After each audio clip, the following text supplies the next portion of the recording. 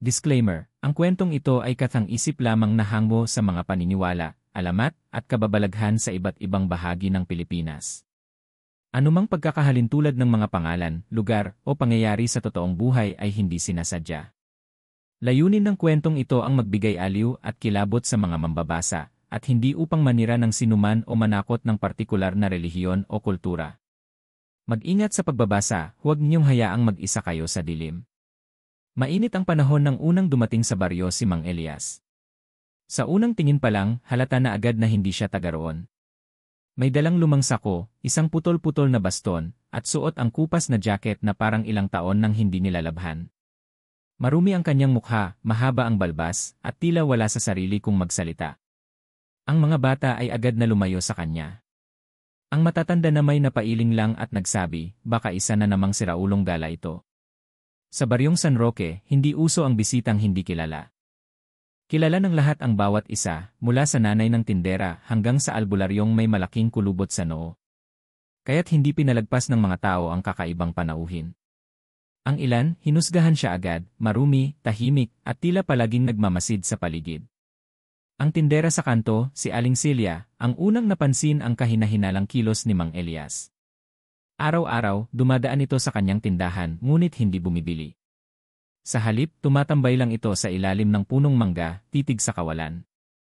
Minsan, may narinig pa raw siyang pabulong na panalangin galing sa lalaki, habang hawak-hawak ang isang kakaibang rosaryo na gawa sa buto ng hayop. May toyo talaga yang mamang yan, bulong ni Aling Celia sa kanyang suki. Pero may kakaiba rin sa kanya, parang alam niya ang hindi natin alam. Ang mga batang tambay sa kalsada ay madalas siyang tuksuhin. Hoy, Lolo si Raulo, sigaw ng isa habang tumatawa. Hindi pumapalag si Mang Elias. Tititig lang ito ng matalim at aalis. Ngunit isang araw, isang bata ang biglang nadulas at muntik ng mabundol ng habal-habal. Wala ni isa sa mga naroon ang umabot agad sa bata, maliban kay Mang Elias.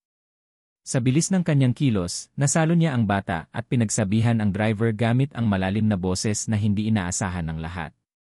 Ang buhay ng bata, huwag ninyong binabaliwala, anya. Matalim at malamig ang kanyang boses, parang hukom na hatol. Mula noon, naging usap-usapan siya. Mukhang si Raulo pero mabilis kumilos, sabi ng mga tambay. Parang hindi normal, dagdag ng iba. Ngunit ang mas nakapagtataka, ilang gabi pagkatapos noon, may mga kwento ng mga taong nakaririnig ng ungol at iyak sa may masukal na bahagi ng baryo. May mga alagang hayop na natagpo ang walang laman ng tiyan, at may matandang nagsabing may nakita raw siyang nilalang na parang malaking aso na may pulang mata. Ngunit kahit may takot na sa paligid, si Mang Elias ay nanatiling kalmado. Hindi siya umaalis sa baryo. Mas madalas na siyang makitang nakaupo sa gilid ng sapa, parang may hinihintay. Isang gabi, tinangka siyang palayasin ng mga tanod. Hindi ka taga rito, baka ikaw ang dahilan ng gulo, sigaw ng isa. Tahimik lang si Mang Elias. Tumayo, tinignan ang mga tanod at marahang nagsalita, hindi ako ang problema. Ako ang sagot sa problema niyong ayaw ninyong harapin.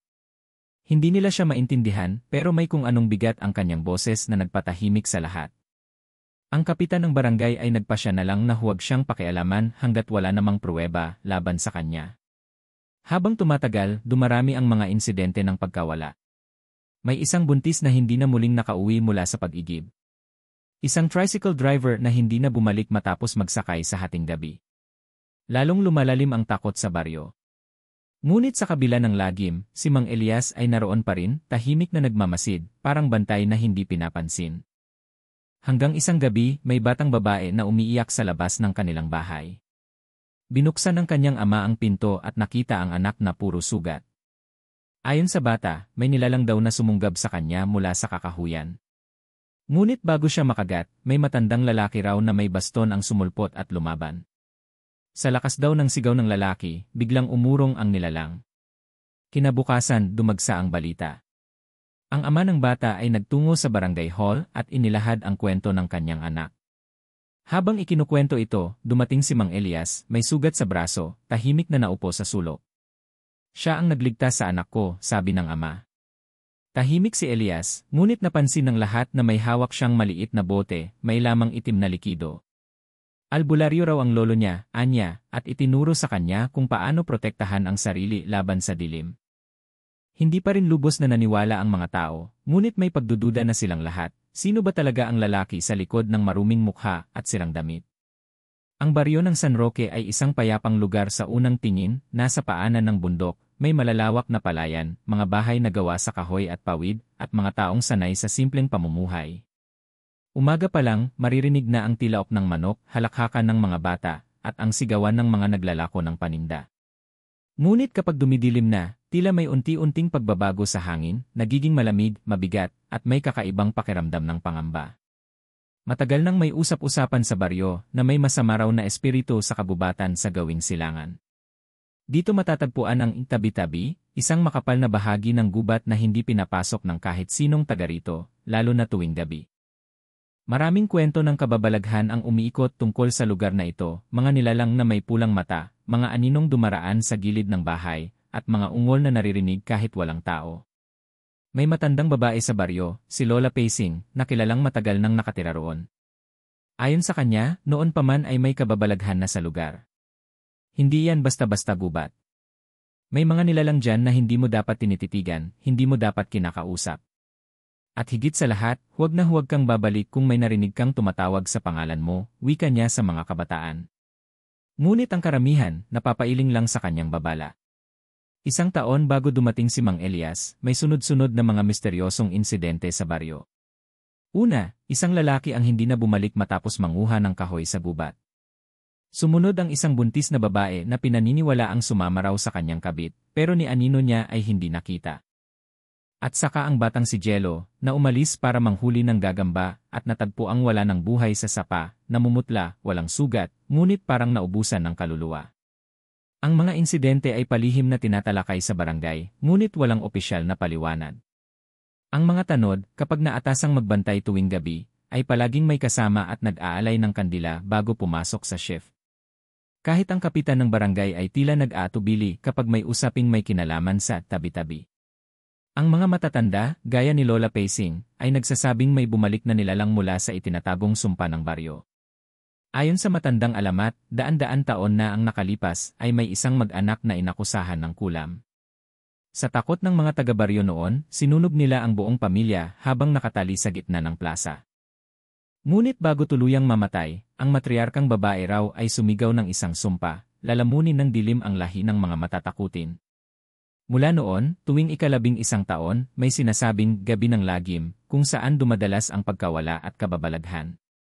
At ayon sa mga tala ni Lola Pacing, malapit na naman ang ika-11 taon. Sa kabila ng mga pangyayaring ito, ang mga kabataan sa baryo ay patuloy pa rin sa kanilang mga gawaing tila nagbabaliwala sa banta. May mga nagtitiktok malapit sa kabubatan, ang iba'y nagtatawanan pa kapag sinasabihang huwag lalabas ng bahay pagpatak ng 10:00 ng gabi. Pero isang gabi, isang grupo ng kabataan ang hindi agad nakauwi matapos maglaro ng basketball sa may plaza. Isa sa kanila, si Tonyo, ay nagpumilit umuwi ng mag-isa. Kinabukasan, wala si Tonyo. Sa gitna ng pagkataranta ng mga magulang nito, nagsimula ng maghalughog ang mga tanod. Ang natagpuan lang nila ay ang tsinelas nito sa may tabing gubat at mga bakas ng paa na tila hinila palayo sa daan. Muli na namang kinabahan ang buong baryo. Habang tumitindi ang takot, si Mang Elias ay lalong naging tahimik. Ngunit may ilan na nakapansin, tuwing may nawawala, palagi siyang wala sa kanyang tinutuluyan. Minsan ay may sugat pa sa braso o likod, at amoy usok ang kanyang katawan. Si Aling Celia, na dati isa sa mga unang humusga sa kanya, ay nagsimulang magduda, baka hindi siya ang sanhi ng gulo, baka siya ang nagtatanggol sa atin.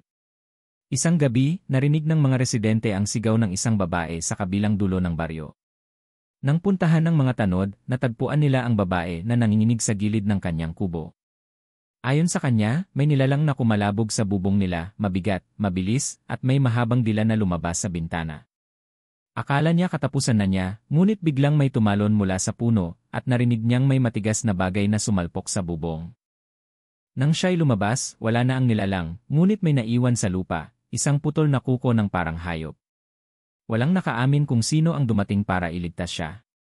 Pero kinabukasan, nakita ng isang bata si Mang Elias sa tabing sapa, nililinis ang kanyang duguang baston. Nang tanungin siya ng bata kung nasugatan siya, sumagot lang siya, hindi lahat ng sugat ay nakikita sa balat. Unti-unti, ang baryo ay naging puno ng takot at usap-usapan. Ang mga residente ay hindi na basta-basta lumalabas tuwing gabi. Ang mga simbahan ay nagsimulang magdasal ng orasyon tuwing alas 6 ng gabi. Ngunit sa kabila ng lahat, isang bagay ang malinaw, may masamang puwersang gumagalaw sa paligid, at ang baryong tahimik sa umaga ay nilalamon ng lagim tuwing gabi. At sa gitna ng lahat ng ito, ang lalaking dati itinuring na baliw ay tila unti-unting nababalot ng misteryong hindi kayang ipaliwanag ng karaniwang mata. Sino nga ba siya? At ano ba talaga ang papel niya sa bayang tila kinakain na ng dilim? Hindi pa rin mapalagay ang buong baryo sa presensya ni Mang Elias. Sa umaga, tila isa lang siyang ordinaryong matandang lalaki, tahimik, magalang, at laging abala sa pagsasaayos ng bakod sa paligid ng kanyang tirahan na gawa sa kahoy at yero. Ngunit pagdating ng gabi, may kakaiba sa kilos niya. Ilang beses na siyang nakitang gumagala sa paligid ng baryo, dala-dala ang kanyang matandang baston at isang itak na balot ng tela. Ayon sa mga kabataan, may isang beses na nakita nila si Mang Elias sa may gulod habang sumisilip ang buwan. Nakatayo raw ito ng matagal sa ilalim ng isang punong balete, hindi gumagalaw, parang estatwa. Akala ng isa'y patay na ito sa pagkakatayo roon, pero nang sinubukan nila siyang lapitan, bigla siyang lumingon at ang kanyang mga mata ay tila kumislap ng pula. Sa takot, nagtakbuhan ang mga kabataan. Sigurado ako may kakaiba sa kanya. Parang hindi siya tao tuwing gabi, kwento ni Junel sa kanyang mga kaibigan. Ngunit habang marami ang natatakot sa kanya, si Aling Celia ay patuloy sa pagmamasid at unti-unting bumabago ang pananaw. May mga gabing may naririnig ang mga tao sa likod ng kanilang mga bahay, mga mahihinang yabag, kaluskos sa bubungan, at minsan ay mga alulong ng aso na biglang humihinto na parabang napatigil sa takot. Pero kadalasan, naroon din si Mang Elias. Minsang may pumasok sa bakuran ni Mang Dado ang isang itim na anino, at muntik nang makuha ang kanilang alagang kambing. Ngunit bigla raw itong nasugatan sa katawan ng baston ni Mang Elias, na tila may kakaibang lakas. Parang may sinisingaw na asupre ang baston niya. Hindi ko maipaliwanag, pero noong itinarak niya yon sa lupa, tumigil ang pagyanig sa bubong namin, sabi ni Mang Dado. Lalong nagulo ang isipan ng mga taga-baryo. Ano ba si Mang Elias? Isa rin bang nilalang na mula sa kadiliman? O isang mandirigmang may misyon laban sa mga aswang? May isang gabi, napansin ni Aling Celia na tila may ritual na ginagawa si Mang Elias sa likod ng kanyang bahay. Nagsiga siya ng mga tuyong dahon at naglagay ng mga anting-anting sa paligid ng isang maliit na altar na may mga halamang may kakaibang amoy. May hawak siyang itim na libro at tila nagdarasal sa wikang hindi nila maintindihan, mga lumang salita, may halong Latin at sinaunang Tagalog. Ang iba nag-akala ng masama. Ngunit si Aling Celia, imbes na matakot, ay naramdaman ang kabaligtaran, parang may banayad na kapayapaan na bumalot sa lugar. Dumating ang isang gabi na may malalakas na sigaw mula sa silangan ng baryo. Nagtawagan ang mga tanod, nagkagulo ang mga residente. Nang makarating ang ilan sa lugar, nakita nilang duguan ang pinto ng isang kubo. Wala ang matandang mag-asawang nakatira doon. May mga bakas ng matatalas na kuko sa dingding at tila may nilalang na gumapang pataas ng bubong. Ngunit ang lalong nagpatindig ng balahibo ng lahat, may mga marka ng baston ni Mang Elias sa lupa, tila may pinaglabanan doon. Kinabukasan, dumating si Mang Elias sa baryo, sugatan at halatang nanghihina. Dinala siya ni Aling Celia sa kanyang bahay at tinulungan siyang gamutin. Habang nagpapahinga, tulog na tulog si Mang Elias, ngunit nagpapawis ng malamig at nanginginig. Bigla siyang napamulat at napabulong, kailangan kong tapusin ito. Hindi pa sila lahat lumitaw. Dito na unti-unting umusbong ang hinala ng ilan, baka hindi lang basta tao si Mang Elias. Ayon kay Aling Celia, sa mga pag-uusap nila ni Elias, may mga nababanggit itong tungkol sa bantay ng timog, sumpa ng huling lahi, at tagapangalaga ng mga lihim na hangganan. Bagamat hindi nito diretsong sinasabi ang totoo, malinaw na may misyon siyang dapat tapusin, isang misyon na may kaugnayan sa misteryong bumabalot sa baryo. Minsan, nahuli siyang nagsusunog ng itim na balat ng hayop sa likod ng kanyang bahay. Nang tanungin siya ng isang tambay kung anong ginagawa niya, sumagot lang siya ng, ito ang huling balat ng nilalang na muntik nang kumuha ng bata kagabi. Hindi pwedeng mapanatili ang kanyang kapangyarihan. Habang lumalala ang mga insidente sa baryo, unti-unti ring lumalakas ang presensya ng nilalang na bumabalik kada 11 taon. Ngunit sa bawat hakbang ng kadiliman, tila may tugon si Mang Elias, tahimik ngunit matibay, laging handa at may kakaibang kaalaman sa mga nilalang na yon. Ang mga dati umaalipusta at nagtuturo sa kanya ay ngayon ay nagsisimula ng maniwala. May ilan na lumalapit na sa kanya tuwing gabi upang magpaturo kung paano maglagay ng proteksyon sa bahay, kung anong halamang itanim sa bakuran, at kung paano makaiwas sa tawag ng mga nilalang mula sa gubat. Hindi ako bayani, anya minsan. Ako lang ay tagapasan ng kasalanan ng lahing pinili ng kadiliman. Hanggat may isa pang hininga na makakapit sa liwanag, hindi ko sila hahayaang magtagumpay. Sa simpleng baryong puno ng takot at misteryo, unti-unting nabubuo ang isang bagong pananaw na baka ang taong kanilang tinuring na si Raulo, ang siyang tunay na tagapagtanggol mula sa mga nilalang na matagal nang ginagambala ang kanilang payapang pamumuhay. Isang gabi ng Biyernes, tila mas tahimik ang buong baryo kaysa sa dati. Ang mga aso ay hindi tumatahol, ang mga ibon ay hindi kumakanta, at maging ang hangin ay tila nanahimik. Ang mga matatanda ay agad na kinabahan, batid nila na ang katahimikang iyon ay hindi normal. May parating.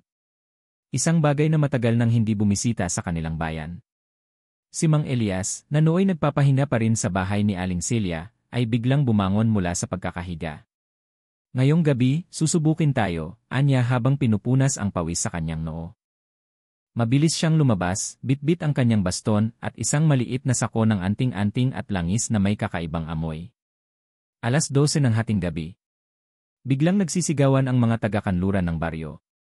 Isa-isang lumabas ang mga tao, bitbit ang mga sulo at kutsilyo, ngunit kaunti lamang ang may lakas ng loob na lumapit sa pinanggagalingan ng ingay. Sa harap ng bahay ni Mang Cardo, isang nilalang na hindi maipaliwanag ang itsura ang lumitaw. May mahahabang kuko, nanlilisik ang mga mata, at balat na tila sinunog ng araw. Ang kanyang hininga ay mabigat, at bawat galaw niya ay parang hayop na gutom sa laman. Ngunit hindi siya nag-iisa. Sa anino ng gabi, unti-unti ring lumitaw ang 5 pang nilalang, iba't iba ang porma, ngunit lahat ay may isang layunin, takutin, sirain, at kitlin ang buhay ng mga tao sa baryo. Nagkagulo. Ang ilan ay tumakbo, ang iba na may pinilit ipagtanggol ang kanilang mga anak. Sa gitna ng kaguluhan, isang malakas na sigaw ang umalingaw-ngaw, umatraas kayo. Si Mang Elias. Tumindig siya sa gitna ng kalsada, at sa bawat hakbang niya ay tila umaalog ang lupa. Hinugot niya mula sa kanyang sako ang isang langis na kulay itim at pinahid sa kanyang mga braso. Isinabit niya sa kanyang leeg ang anting-anting na may ukit ng sinaunang baybayin. Sumambit siya ng mga salitang hindi maintindihan ng mga tao, haulitu bagawan aktari. Diwa ng mga ninuno, magpakita ka sa liwanag ng gabi. Biglang kumulog kahit walang ulap sa langit. Umihip ang hangin at sa isang iglap, tila bumagal ang oras. Tumigil ang mga nilalang sa paglusob. Isa sa kanila ay tila nasaktan nang makita ang anting-anting ni Elias at biglang umatras. Ngunit ang pinakapinuno sa kanila, isang babaeng may mahaba at puting buhok, ay humalakhak. Hindi mo na kami mapipigil, Elias. Panahon na para ibalik ang kadiliman sa lugar na ito. Hindi habang ako'y nabubuhay, sagot ni Elias, sabay hampas ng baston sa lupa. Mula roon ay lumabas ang apoy na bumalot sa isa sa mga nilalang, na agad na sumigaw at naglaho. Doon nagsimula ang tunay na labanan. Ang buong baryo ay nagising sa sigawan at ingay ng paglalaban. Si Elias ay tila hindi matitinag sa bawat nilalang na sumusugod, isa-isa niya itong tinatapatan ng kanyang mga proteksyon, langis, at mahika. Ngunit hindi ito madali. Si Mang Elias ay ilang beses na rin tinamaan, nasugatan sa balikat, sa hita, at muntik ng maagawan ng baston.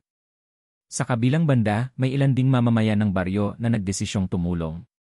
Si Junel at Mang Dado ay kumuha ng mga palaspas at asin, inilagay ito sa kanilang bakuran.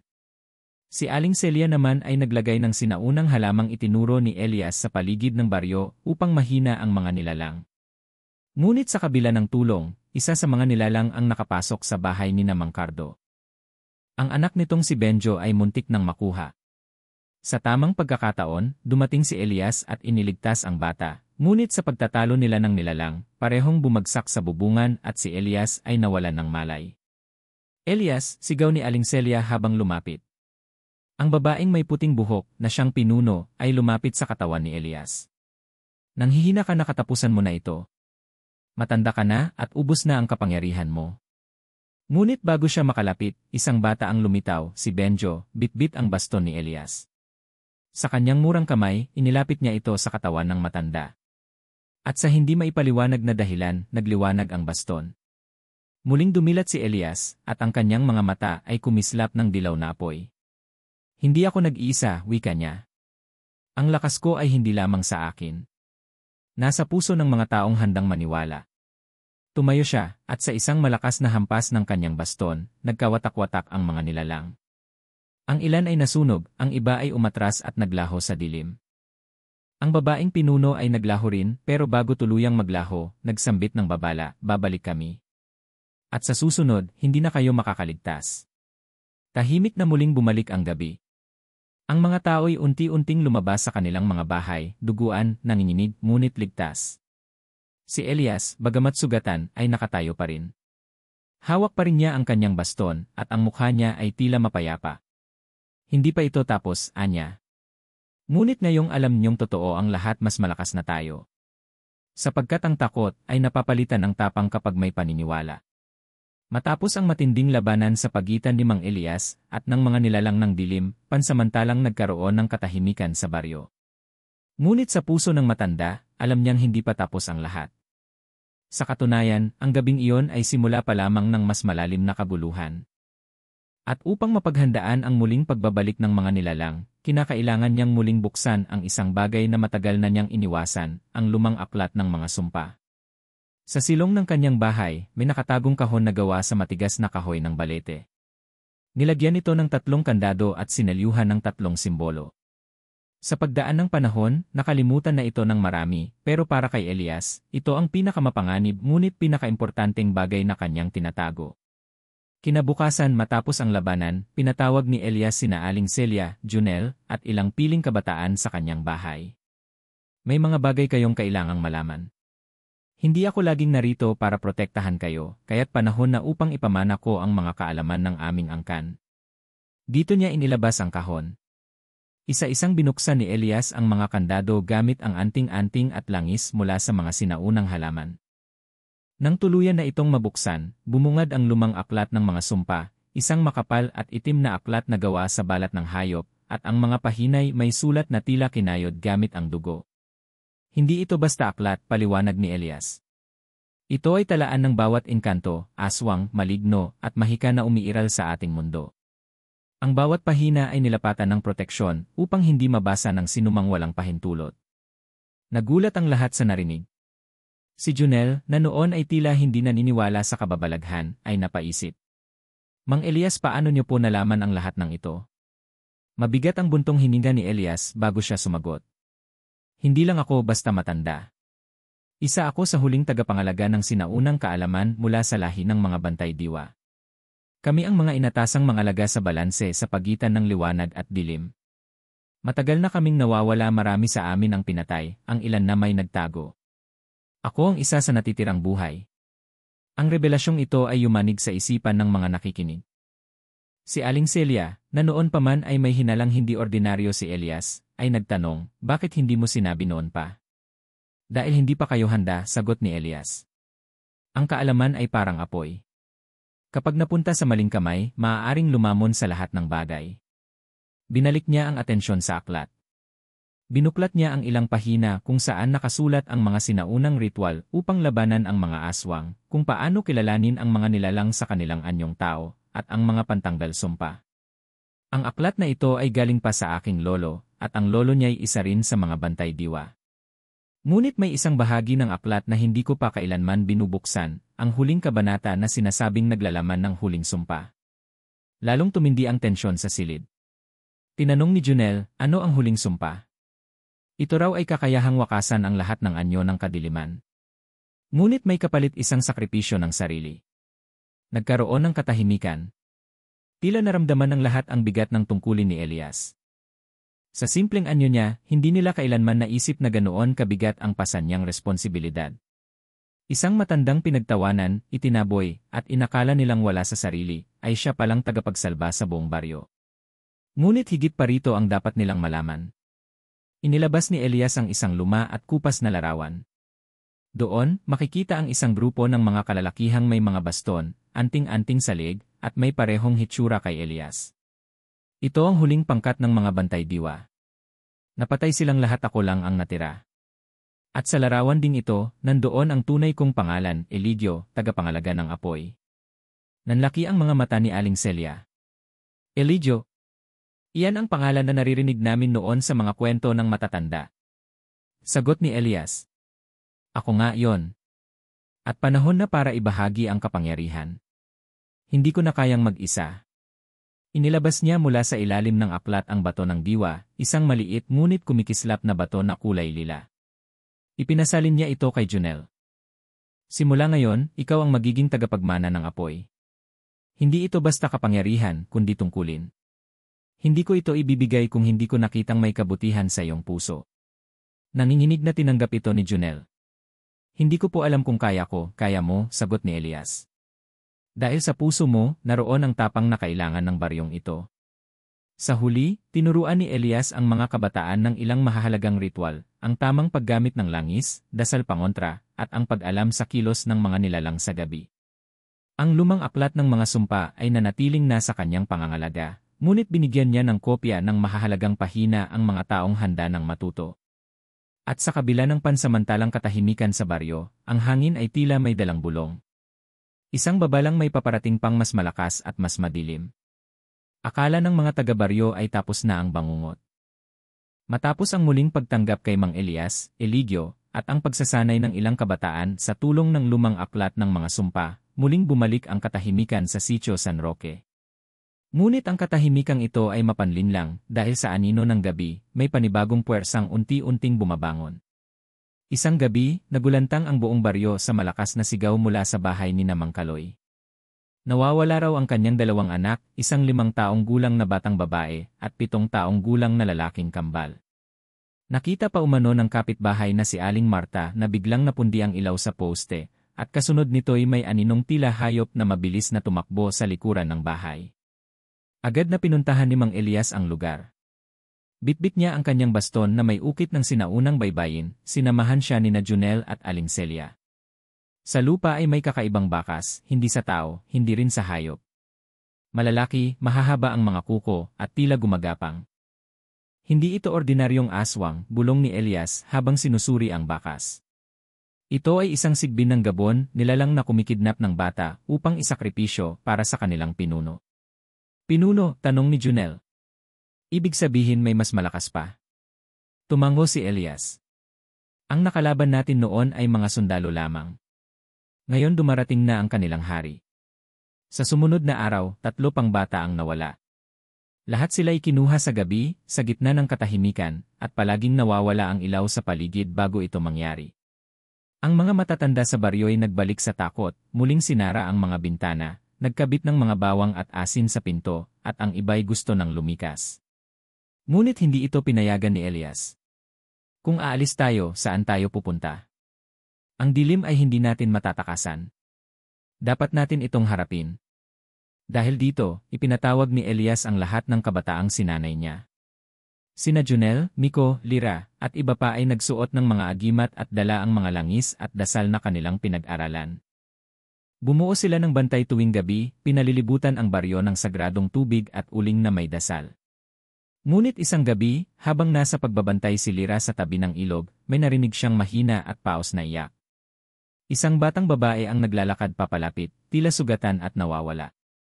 Tumakbo si Lira papunta dito, ngunit bago pa niya maabot, biglang nag-iba ang anyo ng bata, naging matanda, nangingitim ang balat, at may mahahabang kuko. Isa itong panitik, isang aswang na kayang gumaya sa itsura ng bata. Bago pa man siya masugatan, dumating si Junel at tinaga ang nilalang gamit ang baston na may talisman. Kumulog at kumidlat at muling naging alikabok ang panitik. Pero kasabay nito, isang matinding alingasngas ang narinig mula sa gubat.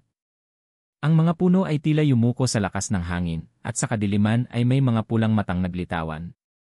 Isang nilalang na ubod ng laki ang lumabas, isang sigang, ang pinuno ng mga nilalang ng gabi. May 4 itong mga paa, pakpak ng paniki, katawan ng kalabaw, at mukhang halo ng aso't baboy. Sa wakas, lumabas ka rin, Elias, sigaw ng sigang. Matagal kitang hinanap. Ang huling bantay diwa. Hindi na tinag si Elias. Tinanggal niya ang takip ng baston, isang itim na punyal na kasing liwanag ng buwan ang lumabas. Hindi pa ako tapos, hindi pa rin kami tapos. Ang baryo na ito ay hindi mo na muling madidiliman. Nagkaroon ng matinding labanan sa pagitan ni Elias at ng sigang. Sa bawat bangga ng kanilang sandata, yumanig ang lupa. Habang ang mga kabataan ay sinagip ang mga batang bihag sa isang kuweba malapit sa lawa. Gumamit sila ng ritual ng liwanag na kanilang natutunan at isa-isang napalaya ang mga bata. Ngunit habang nagpapatuloy ang labanan, nasugatan si Elias sa dibdib. Tumilapon siya at lumuhod sa lupa. Junel, ikaw na, mahinang bulong niya. Dito pumasok si Junel at sa unang pagkakataon, ginamit niya ang bato ng diwa. Mula sa kanyang katawan ay lumabas ang liwanag na parang apoy, kulay lila, kumikislap, at may kapangyarihang pumipigil sa dilim. Tinamaan nito ang sigang na nagsimulang umurong, napapaso ang balat, at humihiyaw sa sakit. Hindi ako matatakot, sigaw ni Junel. Hindi kami susuko. At hindi na kami muling magiging biktima. Sa huli, nasugpo nila ang sigang. Ngunit hindi ito tuluyang namatay, naglayo ito sa gubat at nagbanta, babalik ako. At sa pagbabalik ko hindi na ako mag-iisa. Matapos ang lahat, nakapiling muli ng mga magulang ang kanilang mga anak. Ngunit ang baryo ay nagising sa katotohanan, mas marami pang panganib ang darating. At si Elias, bagamat humihina, ay determinado pa ring tapusin ang kanyang tungkulin. Dahil kung hindi tuluyan ng malulunod sa dilim ang buong sitio San Roque. Matapos ang matinding engkwentro laban sa sigang, tila humupa ang kaguluhan sa sitio San Roque. Subalit hindi pa rin tuluyang payapa ang baryo. Si Mang Elias ay mas lalong humina, at tila may bumabagabag sa kanya, isang pangitain na paulit-ulit na bumabalik sa kanyang panaginip. Isang gabi, habang nagpapahinga sa kubo ni Aling Celia, biglang napabangon si Mang Elias. Pinagpapawisan, nanginginig ang kamay, at tila may nabasa sa hangin. Dumating na ang oras ang huling bahagi ng propesya ay magaganap sa panahong ito, bulong niya. Anong propesya, Mang Elias? Tanong ni Junel na noon ay gising pa, bantay sa kanyang tagapagturo. Dito ay ibinunyag ni Mang Elias ang isang lihim na matagal niyang kinikimkim. Noong siya ay bata pa, kasapi siya ng isang lihim na samahan ng mga bantay diwa, mga alagad na pinili ng mga diwata upang protektahan ang kalikasan at sangkatauhan laban sa mga nilalang ng dilim. Isa sa mga huling habilin sa kanila ay ang propesya ng 3 aninong magdadala ng gabi, mga pinunong aswang na may kakayahang magpanumbalik ng kadiliman sa buong kanayunan. Ang una sa mga ito ay ang sigang na ngayoy tumakas ngunit buhay pa. Ang dalawa pa'y paparating na. Kapag nabuo silang 3, hindi lang ang sitio San Roque ang mapapahamak, kundi ang buong rehiyon, paliwanag ni Elias. Ngunit sinasabi rin sa propesya na sa panahon ng kagipitan, lilitaw ang mga tagapagdala ng liwanag, mga piniling nilalang mula sa iba't ibang bayan, na may dugong mag-ugnay sa sinaunang lakas ng kalikasan. Tila natahimik ang buong paligid. Ngunit bago pa man lamunin ng kaba ang lahat, dumating ang isang hindi inaasahang pangyayari. May dumating na isang pangkat mula sa kabilang baryo, San Miguel. Lulan sila ng kabayong may panangga laban sa kulam, at bitbit ang mga anting-anting at mga tapyas ng mutya. Pinangunahan sila ni Apong Bakit, isang matandang albularya na kilala sa buong probinsya, kasama ang kanyang 2 apo, si Andrea at si Toti, na sinanay mula pagkabata sa pagtataboy ng masamang espiritu. Ako'y dumating hindi para iligtas kayo, wika ni Apong Bakit. Dumating ako dahil nakita ko sa hangin ang pagbitak ng liwanag at dilim. At dito sa lugar ninyong ito, nagsisimula ang pagbubunyag ng lumang tadhana. Sinamahan siya ng ilang mga manggagamot, mang-aawit ng orasyon, at mga batang may tanda ng tigintong ugat, isang marka sa balat na nagpapahiwatig ng ugnayan sa diwatang bantay. Ang baryo ay tila naging sentro ng pagkilos ng mga tagapagtanggol, isang panibagong pag-asa. Sa isang gabi ng kabilugan ng buwan, nagsagawa sila ng ritual ng pagtawag, isang seremonya, upang hanapin ang natitirang 2 aninong pinuno ng dilim. Sa gitna ng apoy at alingawgaw ng dasal, nakita ni Elias ang pangitain, isang nilalang na may katawan ng ahas, at isa pang may pakpak ng uwak at boses ng babae.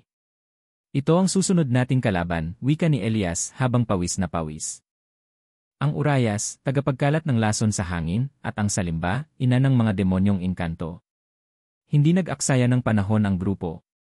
Nagsanay ang kabataan ng San Roque at San Miguel sa tulong ni Apong Bakit at Elias. Pinag-aralan nila ang mga lihim ng sinaunang orasyon, tamang gamit ng mga halaman tulad ng tuba-tuba, katakataka, at dilang ahas, pati na rin ang mga sagradong galaw ng pagdepensa gamit ang ritual ng apoy at hangin kalma. Sa paglipas ng mga araw, ang dating simpleng baryo ay naging sentro ng matinding paghahanda, mga kabataan na may hawak ng baston, mga matanda na nagtuturo ng sinaunang karunungan, at mga panalangin inuusal tuwing hating gabi. Ngunit sa likod ng lahat ng ito ay ang katotohanang hindi pa rin tiyak ang tagumpay. May kaba sa puso ng bawat isa, lalo na nang muling lumamig ang hangin sa gabi, at magsimulang mamatay ang mga halaman sa silangang bahagi ng baryo. Dumarating na sila, bulong ni Apong Bakit. At sa pagkakataong iyon, walang ibang pagpipilian ang lahat kundi manindigan. Sumapit ang huling gabi ng taglamig sa Sitio San Roque. Mabigat ang ulap, malamig ang simoy ng hangin, at tila ba huminto ang oras. Sa gitna ng katahimikan, isang malalim na kaluskos ang gumising sa buong baryo, tila mga yabag ng isang dambuhalang hayop, kasunod ang malaibong sigaw na kayang makabasag ng pandinig. Ang hudyat na ito ang kinatatakutang senyales, dumating na ang huling dalawang pinuno ng dilim, Urayas, ang nilalang na may katawang ahas at balat na may lason, at Salimba, ang diwatang itim, may pakpak ng uwak at tinig na kayang baliin ang isipan ng tao. Kasabay ng kanilang pagdating ay ang pagbabalik ni Sigang, sugatan, ngunit mas mabangis, ngayoy lubos na kontrolado ng kapangyarihan ng itim na mutya na nakabaon sa kanyang dibdib. Ang tatlong aninong ito ay muling nagsama, at sa pagkakataong ito, layo nilang simutin hindi lamang ang kaluluwa ng mga tao sa San Roque, kundi pati ang liwanag ng buong rehiyon. Sa gitna ng pighati at takot, tumayo si Elias, dala ang kanyang huling lakas. Sa tabi niya ay sina Junel, Andrea, Toti, Apong Bakit, at ang buong bagong hukbo ng mga kabataan ng San Roque at San Miguel, mga tagapagdala ng liwanag. Wala nang atrasan. Ito na ang sandali ng pagtatapos, kung tayo'y babagsak tayong naglaban para sa tama, saad ni Elias. Ang huling labanan ay naganap sa pinakasentro ng baryo, sa lumang punong balete na ngayon ay tinutubuan ng itim na ugat. Doon nila hinarap ang tatlong pinuno ng dilim sa isang sagupaan na tila inalog ang buong kalikasan. Si Urayas ay lumusob gamit ang kanyang malahiganteng katawan. Tumalsik ang lason sa kanyang hininga, at marami sa mga tagapagtanggol ang napatumba. Subalit gamit ang anumang pananggalang na galing sa ugat ng langit, si Toti ay nakapasok sa gilid ng nilalang at itinaga ang aserong pinatibay sa dasal. Samantala, si Salimba ay lumipad at sinubukang lituhin ang lahat gamit ang kanyang tinig, isang uri ng kulam sa pandinig. Ngunit si Andrea, na taglay ang batong salamin ng diwata, ay nakatapat sa kanya. Ipinukol niya ang bato kay Salimba, at sa isang iglap ay nasunog ang pakpak nito. Ngunit ang tunay na panganib ay si Sigang, na ngayoy tila isang nilalang na hindi na makilala, ang kanyang katawan ay natatakpan ng itim na apoy, ang kanyang mga matay kulay dugo. Isa-isang sinugod ni Sigang ang mga alagad ng liwanag, at walang makapigil sa kanya maliban kay Mang Elias. Huwag mong idamay ang baryo sa galit mong galing sa nakaraan, Sigang, sigaw ni Elias habang hawak ang kanyang lumang baston. Hindi mo alam ang sakit ng isinumpang lahi, sigaw ni Sigang. Tayo'y ginawang hayop ng mundo. Pero pinili mong maging halimaw. Ako'y isinumpa rin pero pinili kong ipagtanggol ang mga inosente, sagot ni Elias. Sa huling sandali ng kanilang labanan, ipinasa ni Elias kay Junel ang kanyang baston, ang huling tagapagmana. Habang yakap ni Elias si Sigang upang hindi makalaban, isinaksak ni Junel ang mutyang gawa sa pinagsamang liwanag ng tatlong baryo sa dibdib ng nilalang. Sumambulat ang liwanag. Tumigil ang oras. At sa isang iglap natapos ang kadiliman. Pagkabagsak ni Sigang, nawala ang impluensya ng dilim. Unti-unting gumaling ang baryo. Ang punong balete ay muling nagkabuhay, ang mga halaman ay namulaklak, at ang hangin ay muling naging mabango at malamig. Ngunit sa halip na kasiyahan, dumaloy ang luha sa mga mata ng bawat isa. Si Elias, ang lalaking minsang tinawag na si Raulo, ay hindi na bumangon. Siya'y tahimik na nakahiga sa paanan ng punong balete, may ngiti sa labi, habang hawak-hawak ang punit na panyo ng kanyang asawa na minsan nang kinuha ng dilim. Isang linggo ang lumipas. Ang baryo ay muling bumangon. Si Junel ang hinirang na bagong tagapagtanggol, katuwang ang mga kabataang sinanay ni Elias. Sa gitna ng baryo ay itinayo ang isang maliit na dambana, bantayog ng isang lalaking tinanggihan, hinusgahan, at piniling maging bayani sa tahimik na paraan. Sa huling gabi ng lamay ni Elias, tumingala si Junel sa langit at nakita ang tatlong bituin na kumikislap sa isang linya. Hindi ka si Raulo, Mang Elias, ikaw ang tunay na tagapagtanggol, bulong niya. 5.